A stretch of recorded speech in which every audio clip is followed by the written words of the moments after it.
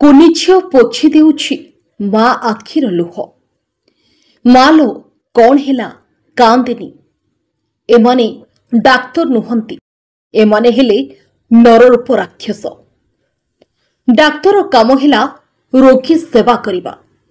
ସେଥିପାଇଁ ଡାକ୍ତରଙ୍କୁ ଭଗବାନଙ୍କ ରୂପ ଦିଆଯାଇଛି। କିନ୍ତୁ ଭଞ୍ଜନଗର ଉପଖଣ୍ଡ ଚିକିତ୍ସାଳୟରେ ସବୁ ବିଗିଡ଼ି ଯାଇଛି। ନା ମିଳୁଛି ସେବା, ନା ମିଳୁଛି ଜୀବନ। ବର୍ତ୍ତମାନ ଜନସାଧାରଣ ଭଞ୍ଜନଗର ମେଡିକାଲକୁ ଆସିବା ପାଇଁ ଭୟ କରୁଛନ୍ତି। ଭଞ୍ଜନଗର ଡାକ୍ତରଖାନାକୁ ଯିଏ ଆସୁଛି ସେ ଭଗବାନଙ୍କ ଭରସାରେ ହିଁ ଆସୁଛି। ଭଲ ହୋଇଯିବା ବଦଳରେ ମରିଯିବାର ଆଶଙ୍କା ବହୁତ ରହୁଛି। ପୁରା ଅବ୍ୟବସ୍ଥା ବା ନାହିଁ ନାହିଁରେ ଚାଲିଛି ଭଞ୍ଜନଗର ମେଡିକାଲ। ମୁଖ୍ୟତଃ ଡାକ୍ତର ଅଭାବ। ଯେଉଁ ଡାକ୍ତର ଅଛନ୍ତି ସେମାନେ ଚିକିତ୍ସାରେ ବହୁତ ଅବହେଳା କରୁଛନ୍ତି, ଯଦ୍ୱାରା ରୋଗୀ ବଞ୍ଚିବା ବଦଳରେ ମରିଯାଉଛି। ଗତକାଲି ଶନିବାର ଚିକିତ୍ସା ଅବହେଳାରୁ ପ୍ରାୟତଃ 4 ରୁ 5 ଜଣ ରୋଗୀ ମରିଛନ୍ତି। ଏଥିରେ ଡାକ୍ତରଙ୍କ ଅବହେଳା ଦେଖିବାକୁ ମିଳିଛି।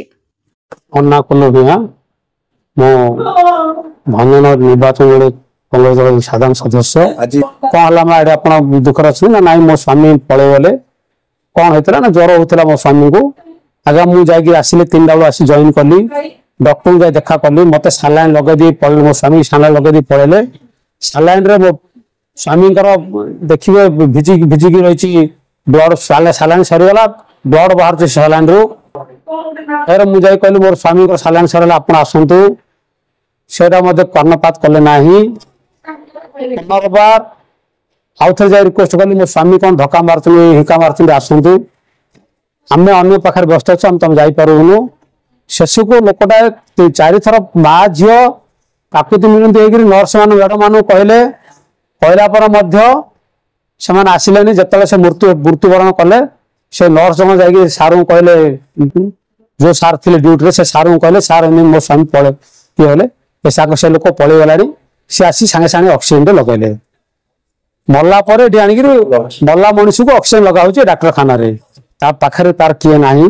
ଗୋଟେ ନିରୀହ ସ୍ତ୍ରୀ ଲୋକ, ତାର ଝିଅ ମଧ୍ୟ ତାର ନିରୀହ ଝିଅଟି।